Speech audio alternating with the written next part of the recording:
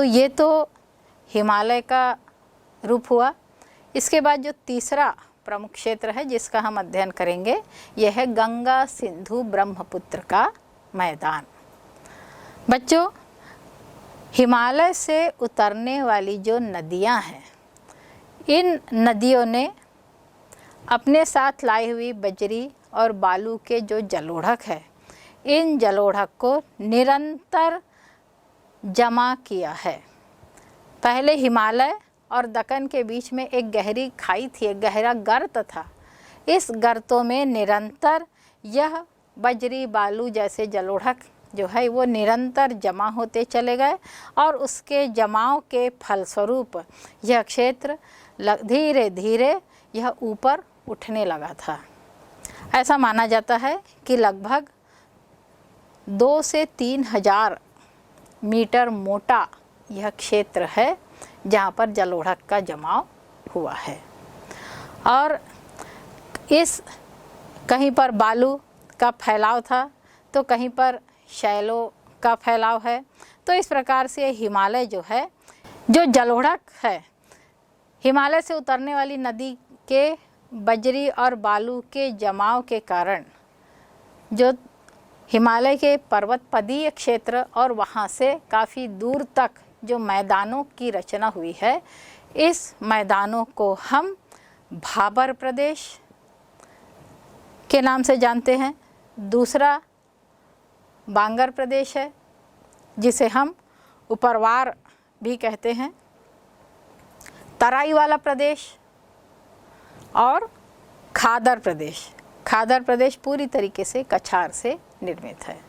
तो इसका जो सीक्वेंस है, सबसे पहला जो है भाबर प्रदेश, जहाँ पर बजरी बालू का जमा हो गया और नदियाँ वहाँ लुप्त हो गई है। उसके लगभग 15 से 20 किलोमीटर की चौड़ी पट्टी में नदियाँ लुप्त होती है। उसके बाद नदियाँ पुनः प्रकट होती है। इसे हम तराई प्रदेश के नाम से जानते हैं। यह तराई प्रदेश में नदियों ने काफ़ी ऊंची नीची घाटियों का निर्माण किया है। उसके बाद नदी के जलोढ़क से जो मिट्टी उस क्षेत्र में व्याप्त हो गई है जो कृषि के लिए महत्वपूर्ण है, इसके अंतर्गत बांगर प्रदेश और खादर प्रदेश आते हैं।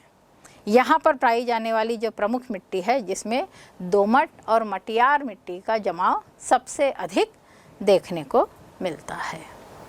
तो बच्चों, ये तो रहा भूवैज्ञानिक संरचना भारत की। इसके बाद हम आगे देखेंगे भारत की भू आकृति कैसी है, यानी भारत का उच्चावच कैसा है।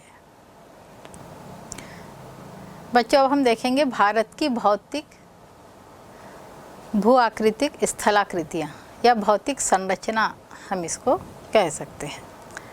भौतिक संरचना का तात्पर्य है, यदि हम भारत को देखते हैं तो हमें एक समतल सपाट भूमि नहीं दिखाई देती। हम देखते हैं कि उत्तर में हिमालय पर्वत है, तो मध्य में छोटे छोटे सतपुड़ा, अरावली, विंध्याचल जैसी श्रेणियां हैं। मध्य में बहुत विस्तृत मैदान है। तटों में भी हम देखते हैं कि बहुत सकरे मैदान तटों में पाए जा रहे हैं और उसके आजू बाजू में ऊंची श्रेणियां देखने को मिलती हैं। तो ये जो भिन्न भिन्न स्वरूप है, इसी स्वरूप के आधार पर हम भारत की भू आकृति को वर्गीकृत करते हैं। सामान्य रूप से जो भारत की मुख्य भूमि है, इस भूमि का यदि हम भू आकृतिक वर्गीकरण करें तो सबसे पहले उत्तर का हिमालय, ये उत्तर से उत्तर पूर्व तक फैला हुआ है। हिमालय और उसके साथ उत्तर पूर्व की पहाड़ियों को हम इसमें सम्मिलित करते हैं। दूसरा है उत्तर का विशाल मैदान, जिसे हम सिंधु, गंगा या ब्रह्मपुत्र से निर्मित मैदान कहते हैं। तीसरा जो है प्रायद्वीपीय भारत, और चौथा जो है तटीय मैदान। ये मध्यवर्ती भारत के प्रमुख भाग के क्षेत्र हैं। कुछ विद्वान राजस्थान की जो मरुस्थलीय क्षेत्र है उसे उत्तर के विशाल मैदान में सम्मिलित करते हैं, जबकि कुछ विद्वान इसे राजस्थान की मरुस्थली के रूप में अलग इसे संबोधित करते हैं। यदि हम इसे अलग संबोधित करें तो यह भी एक हिस्सा बन जाता है। इसके अलावा भारत न केवल मुख्य भूमि में बल्कि अरब सागर और बंगाल की खाड़ी में भी इसके कुछ द्वीप विद्यमान हैं। तो द्वीप समूह को भी हम एक अलग स्थलाकृतियों में ले लेते हैं।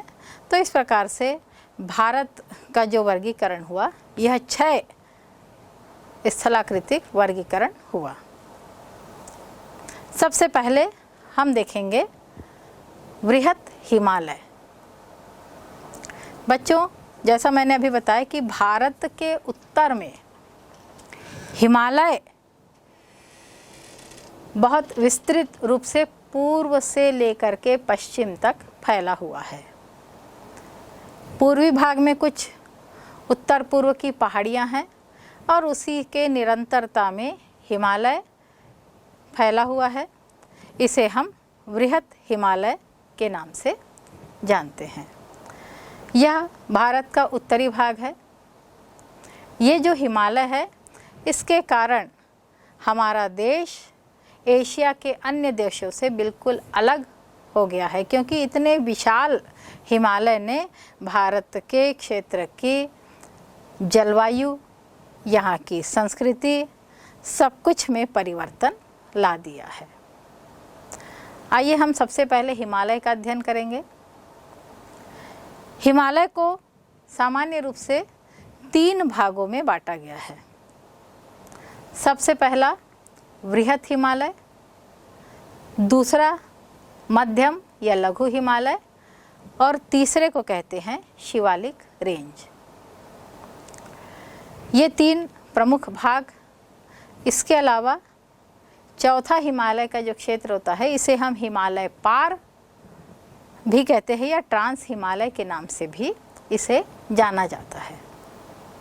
सबसे पहले हम देखेंगे वृहत हिमालय। बच्चों, यहाँ पर आप मानचित्र में देख रहे हैं कि सबसे उत्तरी भाग जो है हिमालय का, यह वृहत हिमालय, इसे ग्रेटर हिमालय या हिमाद्री या इनर हिमालय, आंतरिक हिमालय के नाम से भी जानते हैं।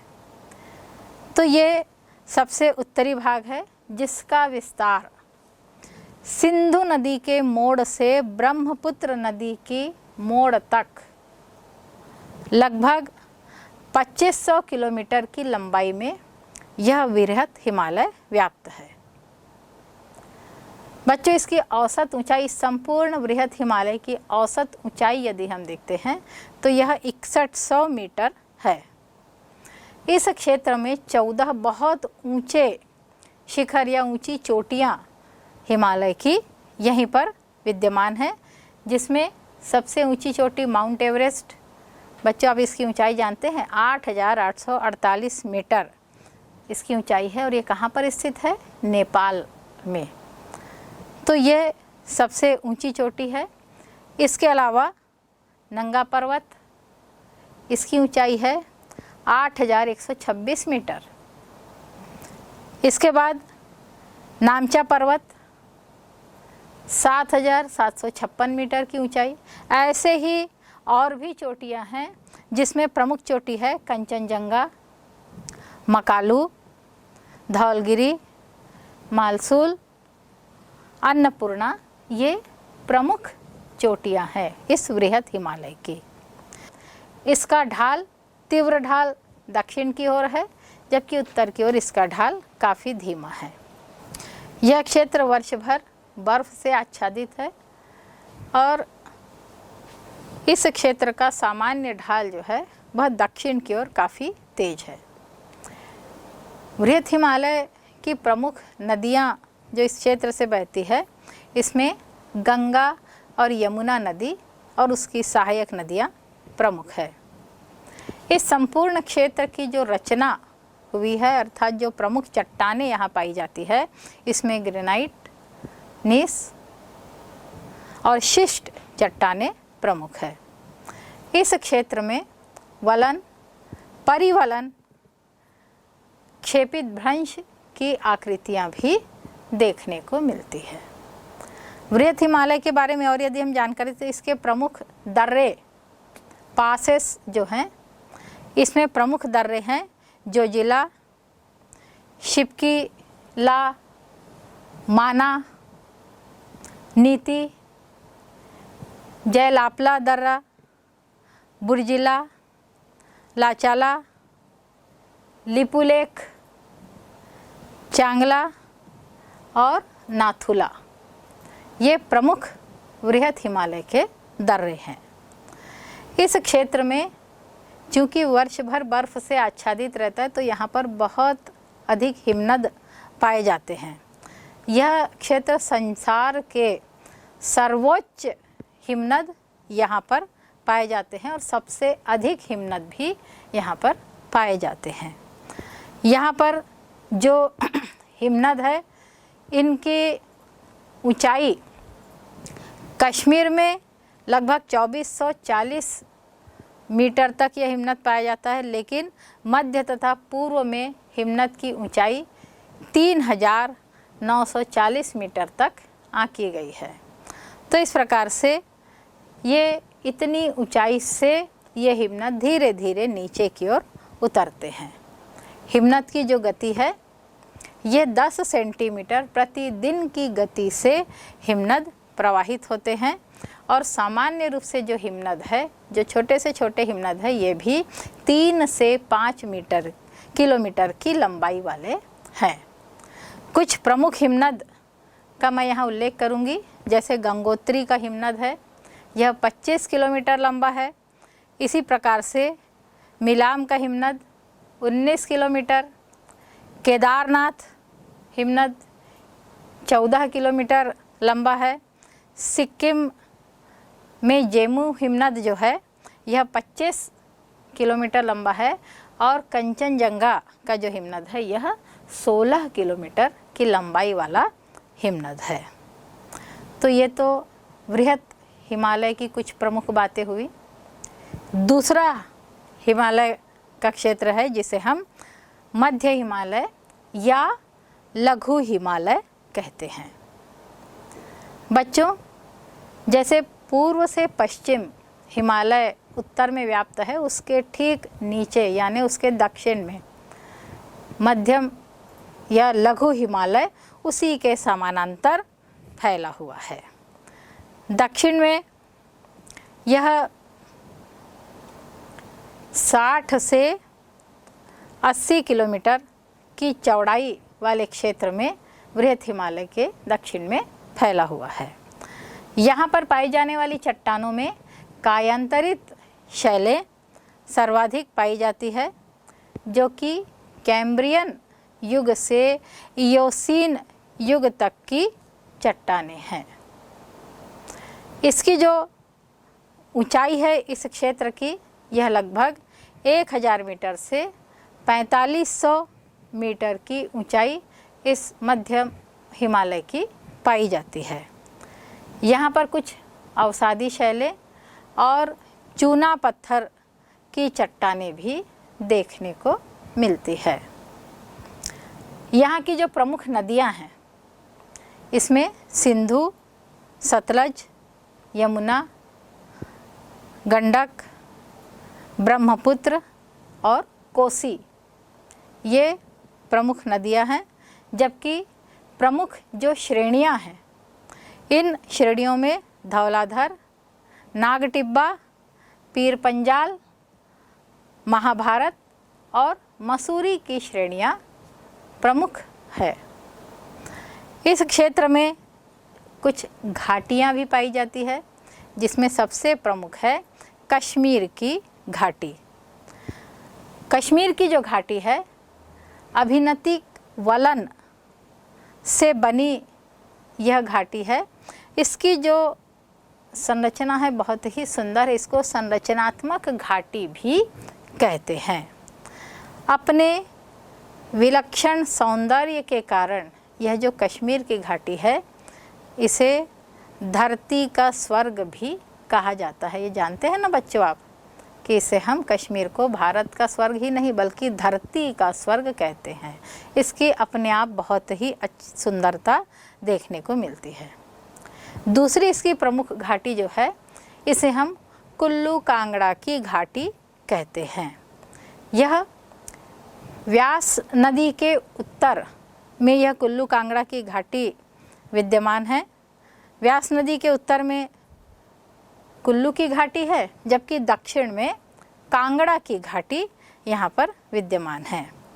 यह दोनों ही घाटियाँ पर्यटकों को सहज ही अपनी ओर आकर्षित करती है और प्रायः ग्रीष्म काल में अनेक पर्यटक यहाँ पर जा कर के इन घाटियों में शीत का आनंद उठाते हैं। लघु हिमालय की दो प्रमुख उपश्रेणियाँ हैं। पहला है मसूरी की श्रेणी। बच्चों, आपने मसूरी का नाम सुना होगा, इसे पहाड़ों की रानी भी कहते हैं। ये पर्यटन की दृष्टि से भी काफ़ी महत्वपूर्ण है। दूसरी जो श्रेणी है इसे नाग टिब्बा की श्रेणी कहते हैं। ये जो मसूरी की श्रेणी है ये इसके पूर्व में नैनीताल का क्षेत्र है, जहाँ पर बहुत सी छोटी छोटी झीलें व्याप्त है। लगभग अर्धचंद्राकार झील यहाँ पर पाई जाती है और इसलिए इसका नाम नैनीताल पड़ा है। तो ये जो प्रमुख बातें थी लघु हिमालय की। इसके बाद तीसरी श्रेणी आती है, इसे हम कहते हैं शिवालिक श्रेणी या शिवालिक रेंज के नाम से जाना जाता है। यह इसे उप हिमालय भी कहते हैं और कुछ लोग इसे बाह्य हिमालय भी कहते हैं। हिमालय निर्माण की प्रक्रिया में यह सबसे अंतिम स्थिति में बना है, सबसे बाद में बना है मिलती है। चिनाब से कोसी तक का क्षेत्र यहाँ पर व्याप्त है और इसकी यही दो प्रमुख घाटियाँ हैं। इसकी जो औसत ऊंचाई है यह लगभग 900 से 1500 मीटर तक है। इसी प्रकार से वृहत और मध्य हिमालय में जो बहने वाली नदियां हैं, इन नदियों ने वहाँ पर, चूँकि जैसा पहले ही बताया था कि इसका ढाल दक्षिण की तरफ है और इन क्षेत्र में बहने वाली नदियों ने इस क्षेत्र में तीव्र और अनुदैर्ध्य घाटियों का विकास किया है। यहाँ पर ये अनुदैर्ध्य या जो लंबावत घाटी है ये इस क्षेत्र में सर्वाधिक देखने को मिलती है।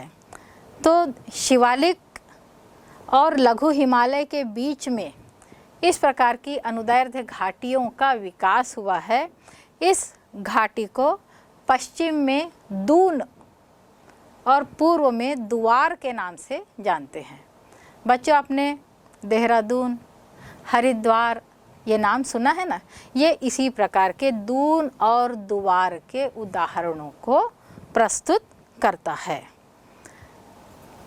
कुछ और भी मैं दून के उदाहरण बताना चाहूँगी, जिसमें चौखंबा, कोटा, पाटली, उधमपुरी और कोटली दून की जो घाटियाँ हैं ये सभी दून घाटियों के नाम से जानी जाती है। ये दून घाटियाँ क्या है? ये इसकी तली काफ़ी चौरस होती है और पूरी तरीके से बजरी और जलोढ़क से ये घाटी बनी हुई है। यहाँ पर बहुत बड़े नगरों का विकास भी इन घाटियों में हो गया है। फिर आगे हम देखेंगे ट्रांस हिमालय। इसे हिमालय पार का क्षेत्र भी कहते हैं। हिमालय पार क्यों कहते हैं? वृहत हिमालय के उत्तर में हिमालय की एक और शाखा देखने को मिलती है जो कि लगभग 960 किलोमीटर लंबाई में व्याप्त है और इस क्षेत्र में पश्चिम से पूर्व का जो हिस्सा है लगभग यह 40 किलोमीटर चौड़ा है, लेकिन मध्यवर्ती भाग जो है ये काफ़ी अधिक चौड़ा है। लगभग इसका जो क्षेत्र है ये 200 किलोमीटर तक का चौड़ाई वाला मध्यवर्ती भाग है। यह जो ट्रांस हिमालय है इसकी ऊंचाई लगभग 3500 से 5000 मीटर तक देखी गई है। इसकी जो प्रमुख ऊंची चोटियां है इसमें कुछ हिमखंडित चोटियां हैं और कहीं कहीं पर कॉल और दर्रे भी इस क्षेत्र में देखने को मिलते हैं। यहीं पर बच्चों आपने नाम सुना होगा संसार की छत, इसे हम पामीर की गांठ कहते हैं। तो ये जो पामीर की गांठ है वो इसी क्षेत्र में है और इसके इर्द गिर्द कई चोटियां यहाँ से विस्तृत हुई है। गांठ हम किसे कहते हैं? एक गांठ है पामीर की और उसके चारों तरफ से निकलने वाली अनेक पर्वत की श्रृंखलाएं यहाँ पर निकली हुई है। तो ये जो कौन कौन सी श्रृंखलाएं यहाँ पर निकली हुई है, तो सबसे पहले काराकोरम श्रेणी। काराकोरम श्रेणी जो है इसे हम कृष्णागिरी के नाम से भी जानते हैं। यह जो श्रेणी है गॉडविन आइंस्टीन, ये जो श्रेणी है यहाँ की, यह विश्व की दूसरी सबसे ऊंची श्रेणी है जिसकी ऊंचाई कितनी है? 8610 मीटर है। ये माउंट एवरेस्ट के बाद दूसरी ऊंची चोटी है जो कि यहीं पर विद्यमान है, ट्रांस हिमालय में विद्यमान है। संसार की छत कही जाने वाली पामीर की गांठ यहीं पर विद्यमान है और इस गांठ से चारों तरफ अनेक श्रेणियां निकली हुई है। इसमें सबसे पहली काराकोरम श्रेणी।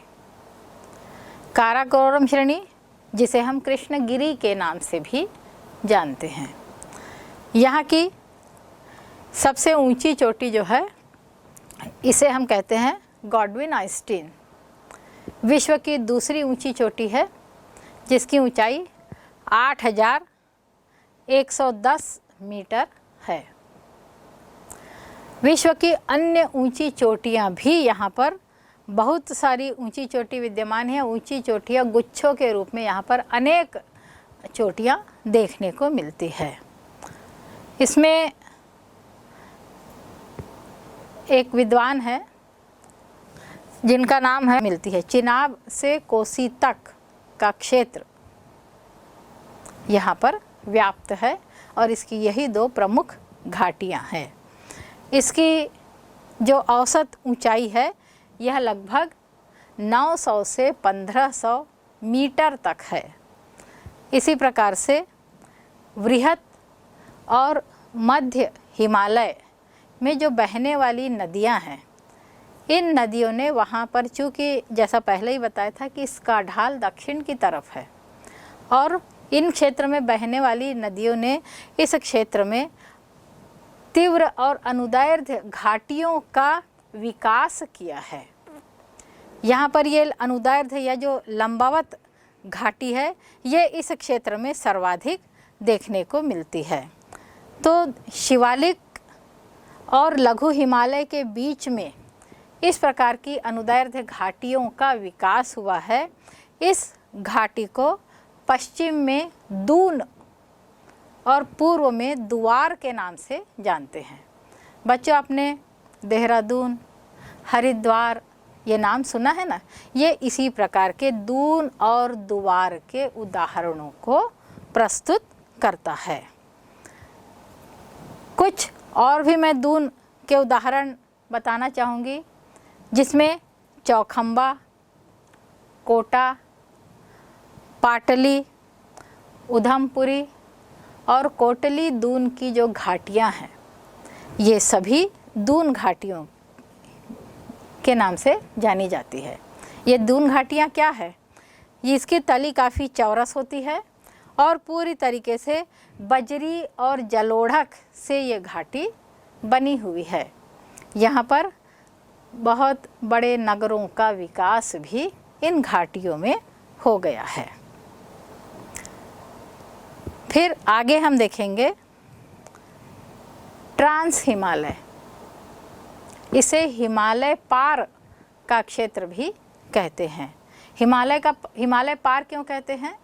वृहत हिमालय के उत्तर में हिमालय की एक और शाखा देखने को मिलती है जो कि लगभग 960 किलोमीटर लंबाई में व्याप्त है, और इस क्षेत्र में पश्चिम से पूर्व का जो हिस्सा है लगभग यह 40 किलोमीटर चौड़ा है, लेकिन मध्यवर्ती भाग जो है ये काफ़ी अधिक चौड़ा है। लगभग इसका जो क्षेत्र है ये 200 किलोमीटर तक का चौड़ाई वाला मध्यवर्ती भाग है। यह जो ट्रांस हिमालय है इसकी ऊंचाई लगभग 3500 से 5000 मीटर तक देखी गई है। इसकी जो प्रमुख ऊंची चोटियां है इसमें कुछ हिमखंडित चोटियां हैं और कहीं कहीं पर कॉल और दर्रे भी इस क्षेत्र में देखने को मिलते हैं। यहीं पर बच्चों आपने नाम सुना होगा संसार की छत, इसे हम पामीर की गांठ कहते हैं। तो ये जो पामीर की गांठ है वो इसी क्षेत्र में है और इसके इर्द गिर्द कई चोटियाँ यहाँ से विस्तृत हुई है। गांठ हम किसे कहते हैं? एक गांठ है पामीर की और उसके चारों तरफ से निकलने वाली अनेक पर्वत की श्रृंखलाएं यहाँ पर निकली हुई है। तो ये जो कौन कौन सी श्रृंखलाएं यहाँ पर निकली हुई है, तो सबसे पहले काराकोरम श्रेणी। काराकोरम श्रेणी जो है इसे हम कृष्णागिरी के नाम से भी जानते हैं। यह जो श्रेणी है गॉडविन आइंस्टीन, ये जो श्रेणी है यहाँ की, यह विश्व की दूसरी सबसे ऊंची श्रेणी है, जिसकी ऊंचाई कितनी है? 8610 मीटर है। ये माउंट एवरेस्ट के बाद दूसरी ऊंची चोटी है जो कि यहीं पर विद्यमान है, ट्रांस हिमालय में विद्यमान है। संसार की छत कही जाने वाली पामीर की गांठ यहीं पर विद्यमान है और इस गांठ से चारों तरफ अनेक श्रेणियां निकली हुई है। इसमें सबसे पहली काराकोरम श्रेणी। काराकोरम श्रेणी जिसे हम कृष्णगिरी के नाम से भी जानते हैं। यहाँ की सबसे ऊंची चोटी जो है इसे हम कहते हैं गॉडविन आइंस्टीन। विश्व की दूसरी ऊंची चोटी है जिसकी ऊंचाई 8110 मीटर है।